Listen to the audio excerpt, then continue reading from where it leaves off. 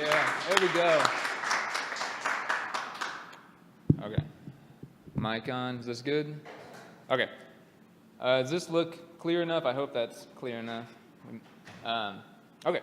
So I am Aaron Krauss. I don't know if I've spoken at the Python user group before. I may have, but I've spoken at a lot of other user groups. And so there's a big chance you may have heard of me or seen me. If you haven't, I'm Aaron, and it's nice to meet you. I'm going to be talking about Python and Ruby today. I got a big disclaimer. I'm not a Pythonista by any means. I am a Ruby guy, so I can answer any question you have about Ruby. Maybe 90%. I don't want to say any question. But I'm going to be acting like I know a lot about Python, and I do know a little bit of Python, but I'm probably going to be asking you guys for help too. So feel free to throw out any questions you have along the way. We're at what 11:41 right now. I got a lot of stuff to cover, but if we don't hit everything, that's fine. I'm not going to keep you over. We'll be out of here by 12:30 at the latest, when we're supposed to end. So let's get into it a little bit. First of all, if you've seen me speak before, you know I like to ask my company for shirts so I can throw them out. I work for a company called, well, I almost gave away the first answer. Who knows what this company might be called? And if you win, you get one of our old shirts, Clevyr shirt. That's the name of the company. We'll find another question later. Does anyone know the name of our new company? Okay, who wants the shirt for that one? I think. Okay. I have a tendency to throw things, but I see an open Coke can there. You don't have a can in there. Okay. So I work at a company called Clevyr. We've been around since 2009, I think, about 8 years or so. We do a lot of consulting work with a lot of companies. We do predominantly more data-driven development, web applications, apps, software applications. We do websites too, kind of simple stuff, but that's where we thrive. It's kind of the more complex data-driven stuff. And we do have some internal products too that we're working on. But a big thing that happened about a month or two ago is we created a new company called Clevyr Labs, which focuses strictly on building virtual reality and augmented reality games, applications, a lot of fun stuff. It's really new, but we've got a Vive set up in the office. We're going to be working with Oculus Rift with some stuff. And before I get further in this, I want to demo a couple of things that we're working on, because if we're all developers here, I think we'll find this fun. You probably saw a little bit of it whenever I had this up earlier, but we got 3 games right now that we're working on. You can see the bottom 3 there: Solar School, Elemental Order, and then Operation Zombie Annihilation. I'm not the developer on those. We have 2 guys working on those, and it's not using Python either. It's using Unity, which Unity and the Unreal Engine kind of are the 2 big cross-platform game engines right now. So I wanted to demo kind of what these are. So let me start off with just this will only take a minute. I just kind of want to show it off because, again, I think we all kind of think it's cool. But this cube right here is what's called a hollow cube. And the way we use it, I'm going to click phone mode here. And you can kind of see it starts tracking the cube here. And this is just a simple Simon Says game. I think I have a little tutorial here. It's going to tell me what to do. But the way this works is this isn't, okay, so it told me to click that one right there. So, bam, did it. Simple stuff, but with these kind of games, we're aiming at, about 10-year-old boys and girls, kind of a younger audience. But the company that's behind this is Merge VR. So different from Oculus, different from Vive. And that's what this hollow cube is all about. It's about having a marker that you can kind of move around and everything. And I completely missed what I'm doing, so hopefully that's the right one. Anyway, I'm not going to dig into this because it's not the crux of the talk, but just wanted to show it off. My favorite one is Operation Zombie Annihilation, which we kind of saw earlier. The cube becomes this platform of a grid. Oh, apparently I lost. Game over. Let me restart that.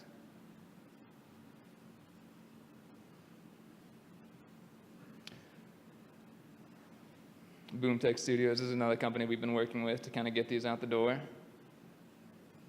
And the VR mode, I'll kind of show that real quick. These do work better with headsets. So if we click VR mode, you've got your Google Cardboard system going on. So these are meant to be actual augmented reality, not meant to be viewed through your phone. Though it works really well for demo purposes. So anyway, kind of the purpose here is once I click on the screen, there's usually a button that you would kind of click over here. The game starts, and we just start launching dynamite. and there's zombies that come out of the ground. We try to get through the gates.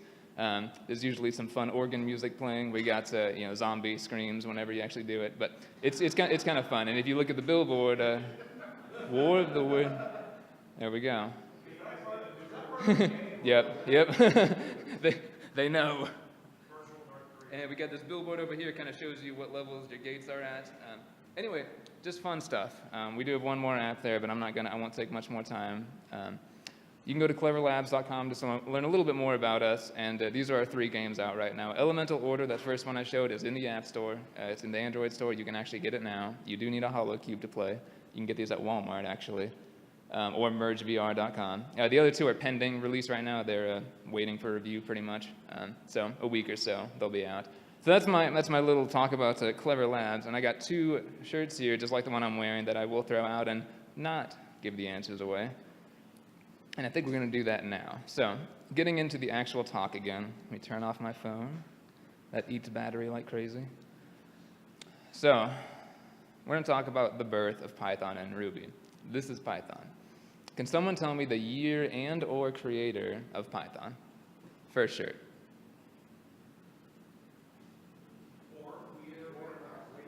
Huh? It's a more question, right? Yeah. Give me the year or the creator of it. Either one. There we go. All right, who was the first one? Okay. There you go. Oh, good save. That could have been bad. Okay. Yeah, Python was, as far as I know, feel free to correct me, created in 1991 by Guido van Rossum. I hope I'm saying that right. So it's been around for a while. What are we approaching 3 decades now? This is Ruby, hence the Ruby. This might be a little bit tougher. Can anyone give me the name or year of when Ruby was created? I know you know, Clayton. Okay. What is it, Clayton? Yes, Matt. Happen to know the year, just for bonus points? Close. It was 95. So just you want to toss this back there for me? It does, because that's kind of the nickname everyone uses. So Ruby was created in 1995 by Yukihiro Matsumoto. He's Japanese. So Ruby is newer than, it's a little bit newer than Python. I think a lot of people think that Ruby has been a recent thing, but it's, and it is, if you think of, 25-ish years as recent, but it's older than most people think it is. I think people associate it mostly with the popularity of the Ruby on Rails web framework, which debuted in 2005, and that's easily, by far, the most common thing that people have used Ruby for to this day. I would say 90% of development probably uses the Rails framework, and that's kind of how Ruby got its name. Before, if that had not happened, Ruby may not be anywhere near as popular as it is today, and it's still not crazy popular. If you look at the popularity of C and Java and Python, it's not to that level, but it's one of the top 10 languages for sure. So these are the common web frameworks for each language. We got Rails for Ruby, Django for Python. I know I'm preaching to the choir here. Django was created in 2003. I've heard from multiple developers in the past that they come to think Django as kind of a response to Rails, but here's proof that it actually was conceptualized earlier than Rails ever was. Now maybe the projects changed as they evolved, but initially it came before. So then micro web frameworks. Ruby's got Sinatra, Python's got Flask. I've used Sinatra extensively in the past. It's fun. I've looked at Flask's docs, and it's more or less they're kind of a one-to-one if you need to do something small. Very very fun little projects. And then the last thing I'm going to talk about what tools you have are dependency management. Ruby's got Bundler, which works very similar to how pip and virtual environments work. As far as I know, you don't need to use virtual environments. You can just kind of set your Python path to your local directory and install your requirements file locally. Does that sound right? Or is it common to use virtual environments? Okay, virtual env and pip. So just had to get these tools out of the way. We're going to get into code, and we're going to do some coding first. But after that, we're going to get into a lot of the internals of what make up Ruby and what make up Python, and they are really similar under the hood. Syntactically, they're a little different, but we'll get there. So let's do a live demo first. So this screen on the bottom Left will be where I execute my Python scripts. Bottom right will be where I execute Ruby scripts. And up here is where I will code. Hopefully that gives me enough room. OK, so I've got a couple Python files here. And we're just going to look at this class.py file. It's a very simple class. It's class foo. We've got a constructor called the init that sets an instance variable bar to the string bar.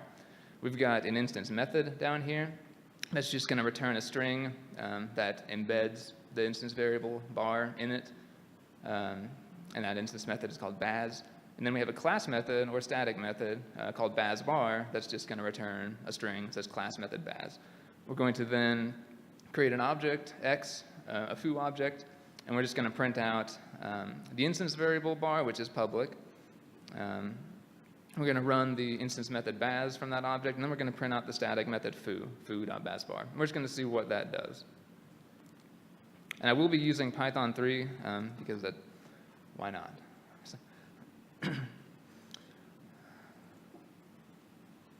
OK, we get kind of what we expect. We get bar, which is the instance variable. We get instance method baz, bar, with the instance variable embedded in there. And we get the class method. Again, preaching to the choir. A lot of you guys, I'm sure most everyone here has done things similar to this before. Now let's get into, we're just going to actually code out how we would do this in Ruby. So I've got class.rb here. RB are the file extensions for Ruby. And I'm going to open that up, and it's just empty right now. So let's just build this from scratch. The first thing we're going to do is we're going to create our class, foo. So very similar, lowercase class. Ruby, one of the key points of Ruby is that Yukihiro Matsumoto wanted to make was he wanted to make an elegant language. So it's rare that you will see parentheses. It's rare that you will see brackets. You can use those, and you'll see times where we may need to use them. But more or less, parentheses and brackets are not used in Ruby very often. Instead, kind of opting for also one difference you'll see is that Python is a syntactically significant white space language. Ruby is not. So we have ends all over the place. OK, so we've got our class definition here. Now let's actually create our constructor. Now in Ruby, the way we create an constructor is the initialize function. This is our constructor. In Java and C, for example, or C++, you just have the same class name as, you just have a function with the same name as the class. In Ruby, it's always initialized. So let's actually set the instance variable, but before we actually can get an instance variable, we have to define it. So instead of, compared to Python, where you can just set it right in the initializer, we're going to actually define an instance variable as a getter and a setter in Ruby. And this is one of the weirder things of Ruby. We're going to use a method called attribute accessor, and let's call it bar, because that's what it is. Attribute accessor is something you use in the scope of a class that will create a getter and a setter for whatever you pass here. And this colon here is what's called that colon bar. That's what's called a symbol. It's very similar to how a string behaves in Ruby, or at least that's what it appears to be. But one difference would be that I'll get into a little bit more about symbols later. But suffice it to say that it's kind of a string, but it's also kind of an ID field at the same time. You would use symbols a lot if you have a dictionary in Ruby, for example, as the key. In Ruby, those are called hashes, but same data structure. So we've got our attribute accessor. This is a getter and setter. If we wanted to make just a getter, for example, there's attribute reader. And if we wanted to make just a setter, there's attribute writer. Those are the only three as far as I know. And if there are more, then they just aren't used very much. Kind of one of those random things that Ruby has, that function name, attribute accessor, that no other language has. So we've got our instance variable here, bar, so now we can actually set it. And the way in Ruby, we can do self.bar equals bar, just like Python, and that's valid. But the more common convention for instance methods, or instance variables specifically, is to, instead of use self., that's not what I meant, we use the at character, and that's just the convention for using an instance variable. If we were using a form level variable or a static variable, it's convention to do two at symbols like that. I'm not going to get into that though. So we've got our instance variable there. Now let's define our static method. In Ruby doesn't have decorators like Python does. I personally think decorators are kind of cool. But in Ruby, to define a class method or static method, we're just going to use self.bazbar. And you'll notice I'm not using parentheses anywhere because we're not passing in any arguments. Unlike Python, we don't need to pass in the context of the object to every instance method. We just have it by default, by self. And you're probably wondering, wait, how is this a class method if I'm calling self up here and I'm calling self down here and that's supposed to be the instance? Well, in Ruby, it all depends on scope. So when we're defining this method here, self is referring to the class itself. But when we hop inside of an instance method like we were in initialize, which is the constructor, self would refer to the object itself. So all this depends on what scope you're in. So we're going to get down here, and I'm sorry, I was supposed to do our instance method first. We'll go back and do that. So I just want to return class method baz. And that's all we need to do. And you're probably thinking, wait a minute, what about a return statement? And that's fine if you want to put that in there. But by default, in Ruby, the last line of a function is going to be the return statement. So it is, and that's more, it's more convention to use it that way. So you can do a return statement, and you would do a return statement if you wanted to exit a function early. You have to do that. But if this is all the function's doing, then it's going to be more convention to just kind of end it with whatever data type you're ending it with. So this will return this string even though we're not specifying return because it's the last line of the function. Now let's define our instance method, and it's going to be the same exact thing, but baz instead, and we don't have the self because this is an instance method. And we're going to return instance method baz, and then we can embed this string, the variable in a string using this syntax right here, which is going to be @bar. So that hash bracket, so this is an example of when Ruby does use brackets. They're definitely in the language, and there are times when you have to use them, like right here. But more often than not, if you're doing closures, like methods or classes, you're not doing brackets. And you're oftentimes not using parentheses. So this is our class right here. Now let's actually define, let's make sure that this runs. Make sure I haven't done anything. Okay, everything ran successfully, which is to say nothing happened. Let's actually define an object. So similar to Python, we don't need to specify any types. Those get duck typed later on. We'll get more into duck typing, how that works later. But instead of doing foo parentheses, we're going to say foo.new. In Ruby, everything is an object, which is very similar to how Python works. But Ruby kind of takes it to the extreme and uses dot notation for just about everything that it can. And you'll kind of see that as we go on.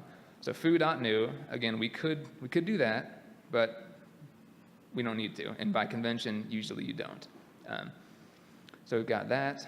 And then the print statement in Ruby is puts, like so. And puts is a function. And what we're gonna print out is just x.bar, just like we did with Python. So let's just see if that works. There we go. It prints out the string bar. Now you'll notice, again, I'm not using parentheses. I can. And that should be fine. Let's try that. Bam, it works. So parentheses are mostly optional. One time where they would not be optional is, let's say I had a function that, as an argument to that function, was getting the return value from another function call. I know that's confusing, but basically where you're kind of nesting a function call as an argument to another function, that's where you need parentheses, because then Ruby doesn't know how to process that. It's, if you didn't have parentheses, it would just look like one long string of arguments, and that's not what the intention is. So going down more, we're just going to call x.baz, again, no parentheses, because we don't need them, and then puts foo.bazbar. And now this should give us the same response that Python did on the left. And you see it does. So this is a one-to-one look at what a class looks like in Python versus a class looks like in Ruby. And I'm going to keep saying over and over again that the languages are really, really similar, because they are, especially under the hood. But if anything, when you get into kind of the more class-like things, instance methods, class variables, inheritance, which we're not going to talk about today, you can see some syntactic differences. There are syntactic differences, but as far as what you can do with each language, they're ridiculously similar. So let's get back to this real quick. Now that you've seen a little bit about how Ruby looks, let's talk about how things work under the hood. So they're both object-oriented. I mentioned that before. They're just to the core, they're object-oriented. Just about everything is an object in both languages.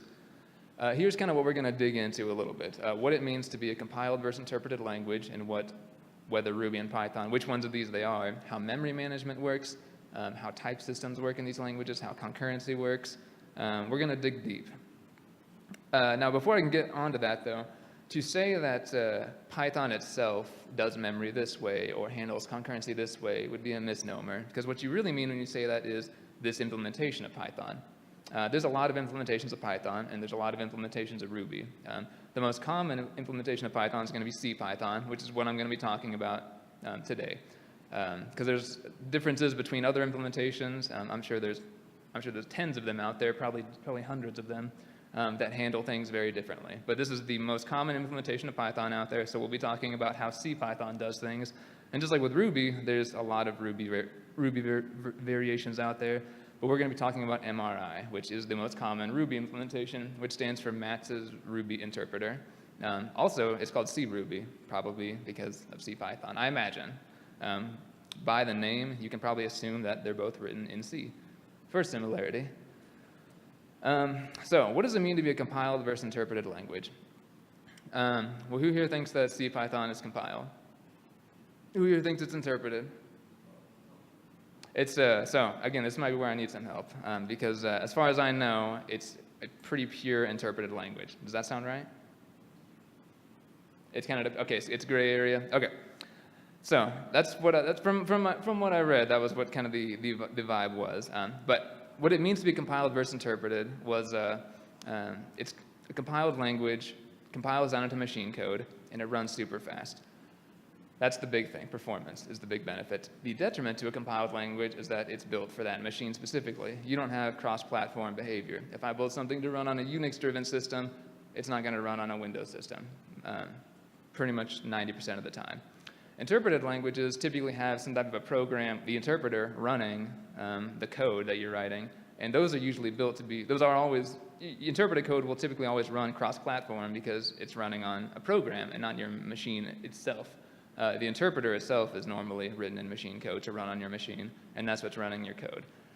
So you got the benefit of cross-platformness, which Ruby, MRI, is a purely interpreted language. There are other variations of Ruby called Rubinius and JRuby. Rubinius runs, they're both bytecode languages, so they kind of follow a more Java-esque style of code. They go to some type of a bytecode, which JRuby just runs on the JVM, so it goes straight to Java bytecode, and then they get interpreted using the JVM. Rubinius is different. It's got its own Rubinius interpreter. But that's a different methodology. MRI is just straight interpreted. And one of the benefits, another benefit of being interpreted is it kind of allows you to do different things like reflection and type introspection. And we're going to get into what that means. It allows you to do more dynamic things. And that's why most dynamic languages are interpreted and most statically typed languages are compiled. It doesn't always have to be that way, but that's typically how it is. So let's get into how Python and Ruby, CPython and MRI Ruby handle memory management. So in CPython, again, what I read, the more Pythonistas here, feel free to correct me, but in CPython, everything is stored in the heap, a private heap. And that's exactly how Ruby works too, MRI. With memory management, you usually have the stack and the heap. The purpose of the stack is to be able to really quickly kind of use it. You don't have to manage it at all. It's used for placing functions on there, simple functions, simple variables, allocating data to it. Just very simple stuff. And the reason why you would always want to use the stack. It's fast, the computer handles memory management for you, but there's a lot of times where you can't use it. If you are using pointers, for example, you can't use the stack for that. Global variables mean you can't use the stack. Another issue too is the stack is set on application size, so if that overflows, well, you've got a stack overflow. And I'm not talking about the helpful one online. This is the bad one. You can get heap overflows too, but they're not as common just because the heap is typically much larger in size. You're not as it can be set on application runtime, but it doesn't have to be. It can kind of ever expand. Yeah, Greg. Does the heap grow towards the stack, or do they grow in the same direction? The question was, does the heap grow grow kind of towards the stack, or do they grow in the same direction? Truth be told, I don't know. My default answer would be that I think of them as just completely different data structures that don't interfere with each other, except for the fact that you do have a limited amount of RAM on your machine. So in the sense, they're kind of filling up that same quadrant, but I don't know. That's going to be my go-to answer for a lot of things. I don't know, and I'm not ashamed for that answer. Okay, so the detriment of the heap is that you have to manage it yourself, typically. If anyone has done C or C++, you know exactly what I'm talking about. You've got to free up memory every time you're done using it. It can be a pain. You can get into memory leaks doing that. But you need the heap for those things, so you have to do that. Unless you have garbage collection. We talked about that. Unless you have garbage collection, which is a process that runs automatically with your application that will clean up all of the memory that's just kind of been sitting there. And both Ruby and Python, CPython and MRI, are garbage collected implementations. But they do it differently. This is one area where they are a little bit different. So there's kind of two predominant ways garbage collection happens. One of them is reference counting, and one category is called tracing algorithms, which that itself is kind of this big category. You've got subsets of that. But the way reference counting works, I'll just go ahead and say it now. Python uses both of these, reference counting. CPython uses both of these. Ruby uses predominantly just a tracing algorithm. So what reference counting means, which is the thing that Python does that Ruby doesn't, is let's say that I have variables A and B. And let's just say that A is the only thing right now that's using B. It's got a reference to B. Well, if A all of a sudden falls out of memory, for example, then B's got no more references pointing to it, so its reference count is 0.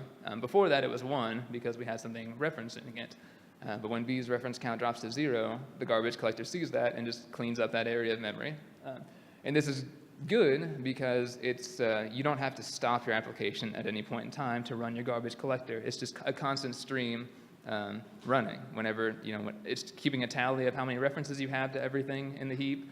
Whenever those hit 0, bam, they're gone.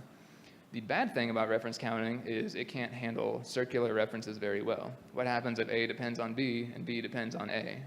They're never going to hit 0, and even if you're not using them, they're never going to hit 0. So they will always be in memory, and that's not optimal if you're never going to use it. So that's kind of the birth of tracing algorithms. The point of a tracing algorithm is to kind of pick a couple root nodes at the beginning of your application, kind of some top-level data structures or whatever the implementation does, and it kind of parses down on a tree-like structure from that and basically looks and sees, okay, what's being referenced and what's not being referenced. And the things that aren't being referenced will get deleted. They'll get removed from memory. The bad thing about tracing algorithms are that there's no you don't ever know when they need to run or how often they need to run, and there's no indication of saying, okay, I know the tracing algorithm needs to run right now. So you kind of run into issues of stop the world garbage collection, which is where your program will just stop while the garbage collector runs. Normally it's a quick process and you don't notice it, but it's still a performance hit. It's a bug. And tracing algorithms go deeper. There's a lot of different strategies, but that's the crux of them. So Python uses both reference counting and tracing algorithms. Ruby, MRI, just uses a tracing algorithm, and specifically it uses what's called a mark sweep algorithm, which is where when it does its traversal, it marks what still is in reference and just wipes out everything else. And that's kind of the core tracing algorithm. So that's one difference between them is garbage collection. So type systems, getting back to similarities, let's talk about static versus dynamic type checking. This and the next section we're going to get into, which is how strong and weak typing works, are where there's a lot of misconceptions, and that's what I'm hoping to dispel here. Both Python and Ruby are dynamically typed languages. I'm sure there's no big surprise there, but the difference between those are that a statically typed language runs type checking at the beginning of an application at compile time, whereas a dynamically typed language runs it at runtime. This usually correlates with being a compiled and interpreted language with static and dynamic typing, respectively, but it doesn't always have to be. They're two separate things. And when you kind of talk about static versus dynamic type checking, you're talking about the language as a whole. So you can actually say that Python itself is a dynamically typed language versus saying it's an interpreted language. That's talking about CPython specifically.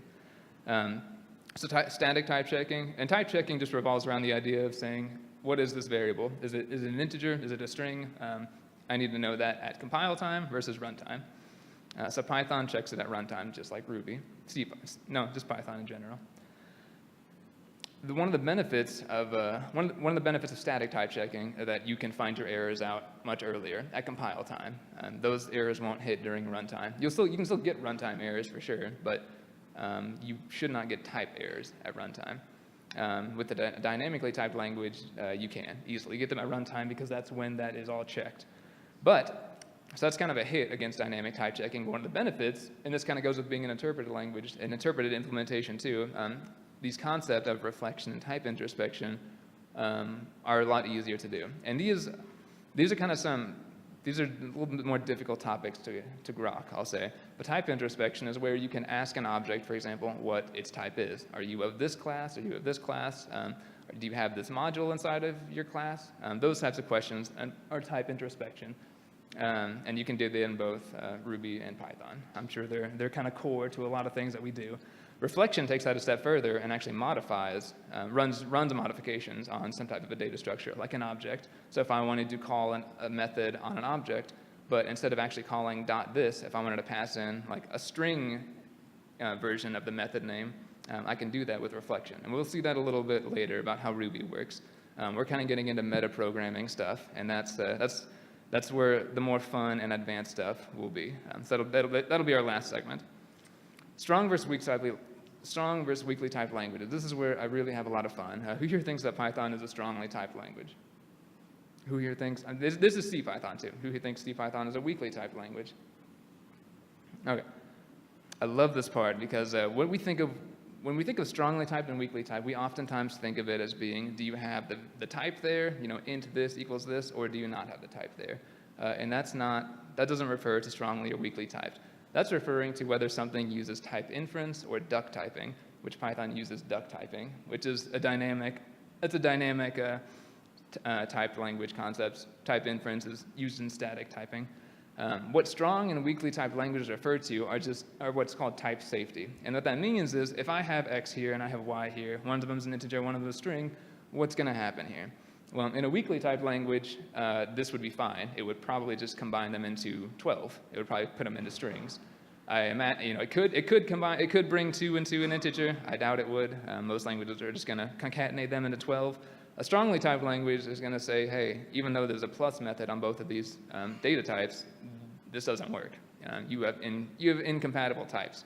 So that's how strong typing works. And Python and Ruby are both strongly typed languages, even though when you define a variable, it looks like in Ruby, for example, it's in Python too. Let me get up there.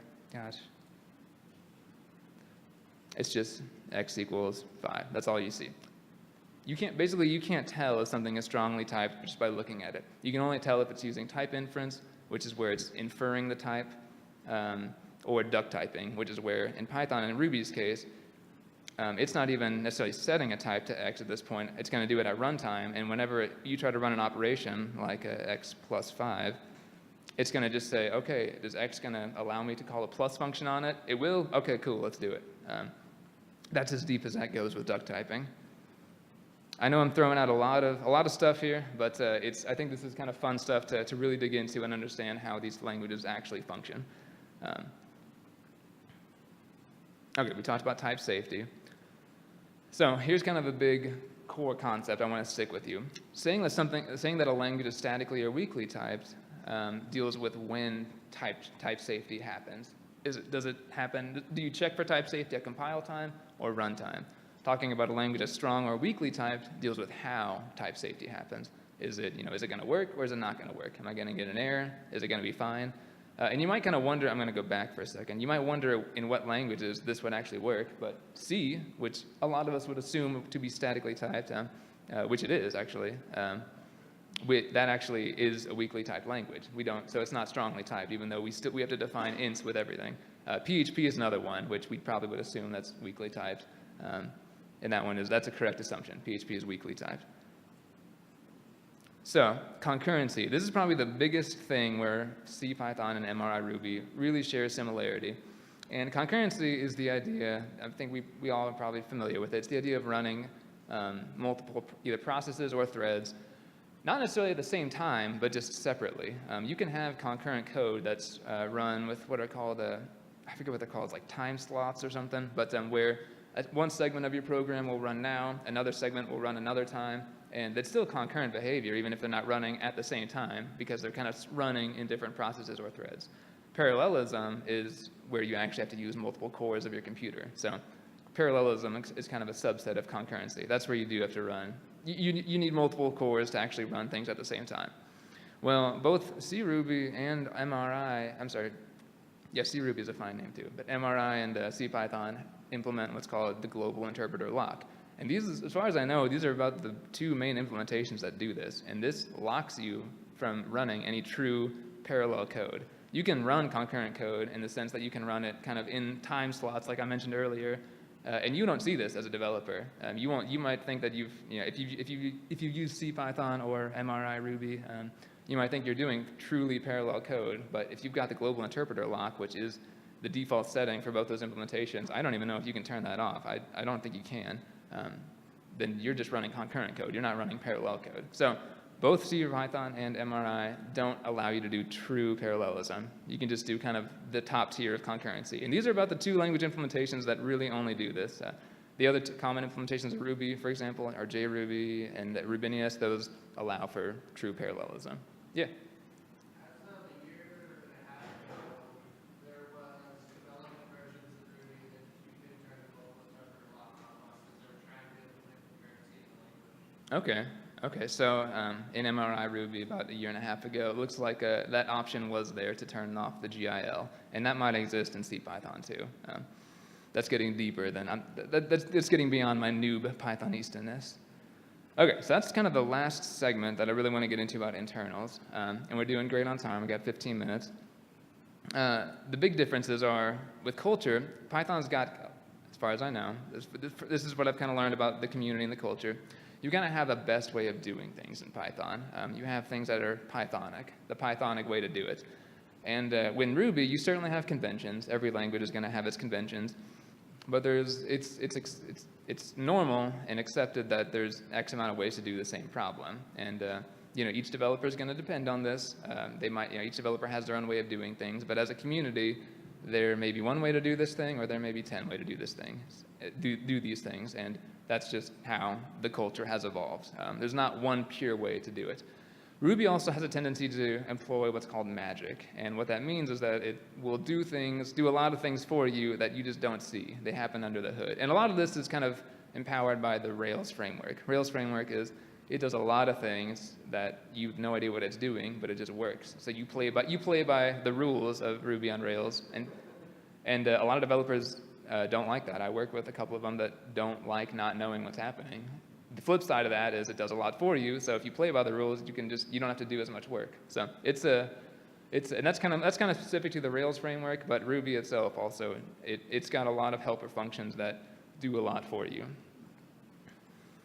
I remember I used to work with an intern who, when I told him I was learning Ruby, he asked me, is that even still coding, or are you just kind of writing a couple lines for an application? I told him it's still coding for sure, but just that stigma, I think it's probably there. Okay, community differences. I'll admit it. Python's more popular and diverse than Ruby. There's a lot more people using Python. Ruby's popularity is largely from Ruby on Rails. Like I said, if that had not have happened, honestly, Ruby would easily just be dead at this point because there's a lot of object-oriented languages out there. Why would you choose, a Ruby, for example? It's elegant, but is that enough? So Rails is definitely a big bolster of its popularity.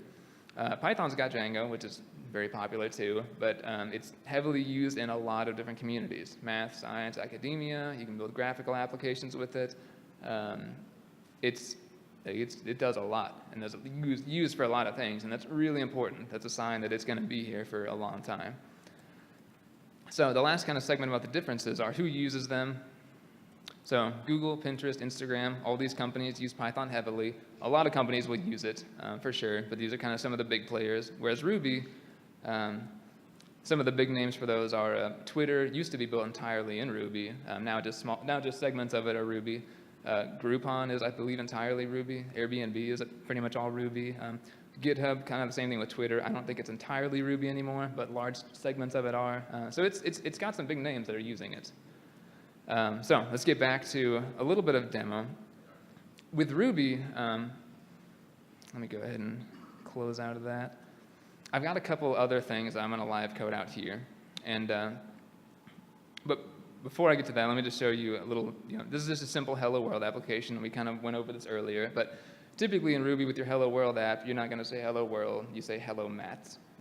That's kind of where the create, that's Yukihiro Matsumoto, that's the creator.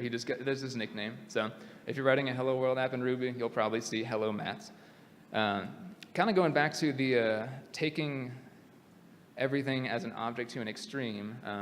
Again, both Python and Ruby do this, but I want to show how Ruby kind of handles this issue differently. So let's say you wanted to get today's date, but a month from now. So what are we at, August 9th, September 9th. It's very common practice to just get today's date, and then maybe just add a month to that, or add 30 days. And you might think, what other way is there to do that? And under the hood, there's not, but that's what you would do. But Ruby kind of syntactically would handle that a little bit differently. So instead of adding dates together, I meant to open those up simultaneously. You would kind of do this. Everything in Ruby is an object, and that includes just pure integers, just like in Python.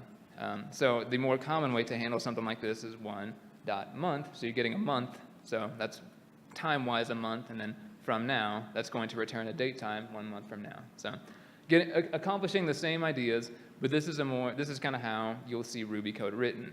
If you can use object-oriented notation, it's probably going to be done that way. That's just a cultural thing. That's a convention of Ruby. So there's two big things I want to talk about with Ruby, and that's blocks and metaprogramming. We probably won't get to metaprogramming, and that's okay because that's deep into Ruby culture. But I do want to get to blocks.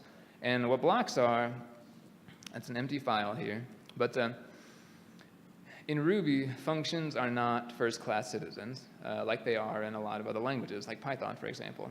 I can't define a function and pass it as an argument to another function.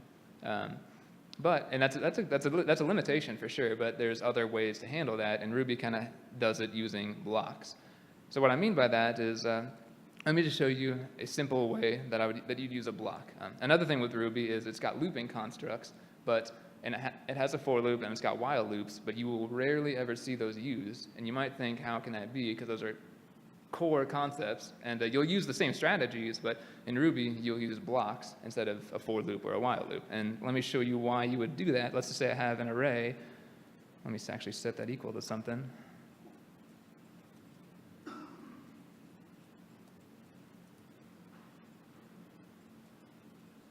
So if let's say I want to iterate over this and just print out the number.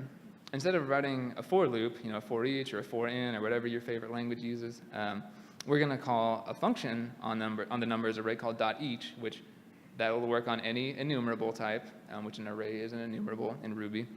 And what I'm going to do is I'm going to pass it a block, and that looks like that. So this is going to be probably wildly different syntax than you've probably seen before, and that's why I want to hit hard on this. Our blocks are a big thing that are different in Ruby. So I'm going to iterate over this, and you might assume that this num, you might assume that this is a parameter, and it is, and you might assume too that it's going to be each iteration as I'm iterating through it, which you're correct. So if I just do puts num, and then I'm going to run that,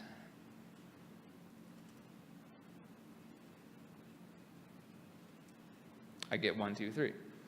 So this is block syntax. Well, what's happening here is each is a function, and it's being passed a block. Blocks are logic that you will run, and this each function is going to have a point during its runtime where it's going to yield to your block, and it's going to let you run whatever's in your block. And we're going to get to how you actually write a function that accepts a block here in a minute.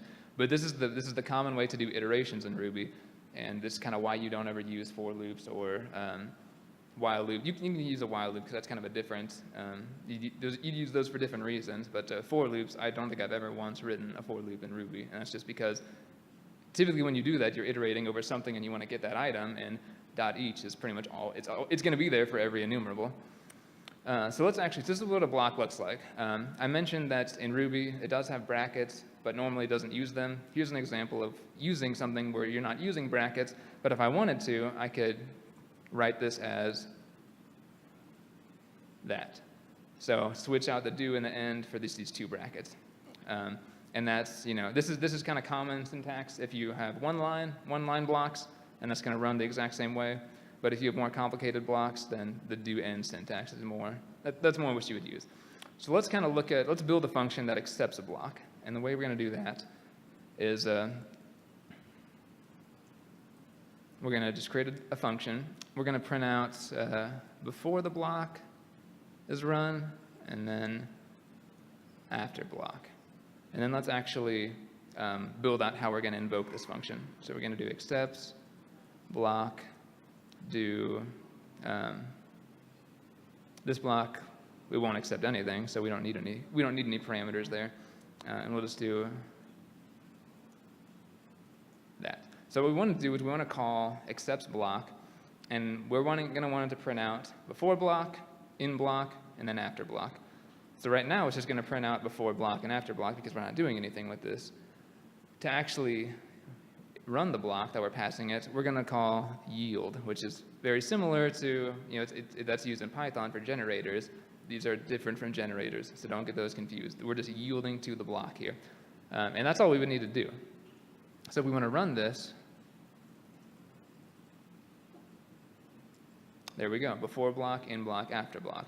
Now you can do a couple more things than this. If we wanted to, yield a value to the block, we can pass in yield 5, and then this automatically will get to that variable. So if we run this now, we got in block 5. So that's kind of how you can pass data between blocks. And then if you wanted to call yield, but you didn't, let's say a block was optional, which is a common thing. You may not need to pass a function pretty much whenever you're invoking this function.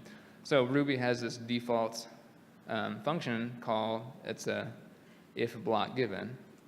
I believe that's what it is. Also, you'll notice that I'm calling if at the end of a statement. That's completely fine for one-line statements. So if I run this, it works because it's passed in there, and this is just a core language feature, the if block given. I didn't have to define that.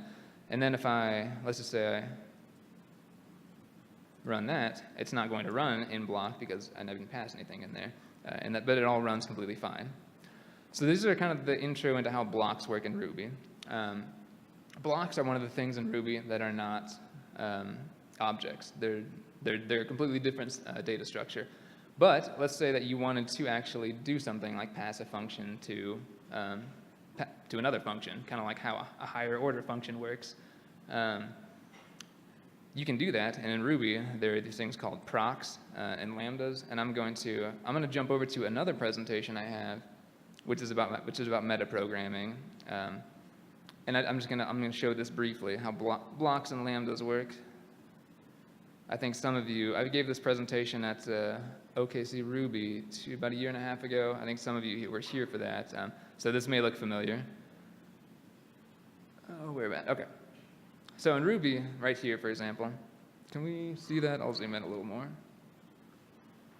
You have procs and lambdas. They behave a little bit differently, but they're more or less, they're an executable function or closure, if you will.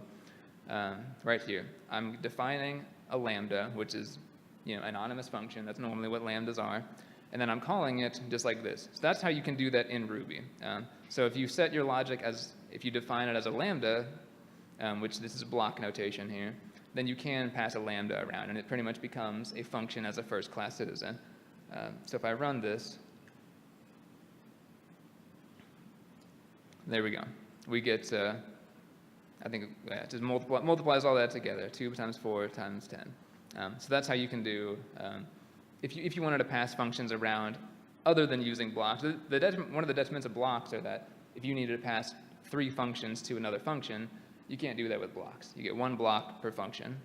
So if you needed to do that logic where you're passing multiple functions into another function, you'd have to use procs or lambdas. And this is we're getting to the point where a lot of Ruby developers don't even know this stuff. So I don't want to dig too deep, but using blocks are kind of the biggest difference between how Ruby works and a lot of other languages. And right here, we're using it for iteration in this example, and this is highly common, but you can use blocks for anything. There's many functions that use blocks, and it's a common need to be able to run custom logic whenever you invoke a function. So we're at 12:28. I'm going to cut it loose here. If anyone has any deeper questions about how Ruby works, I can answer them. I know Clayton back there is a prominent Ruby developer too, so all the questions I don't know, he can answer for sure. All the Python questions will go to everyone else. But that's it. Thanks everyone for listening. Thanks everyone for tuning in. I hope you enjoyed some of the games, and go Ruby and Python.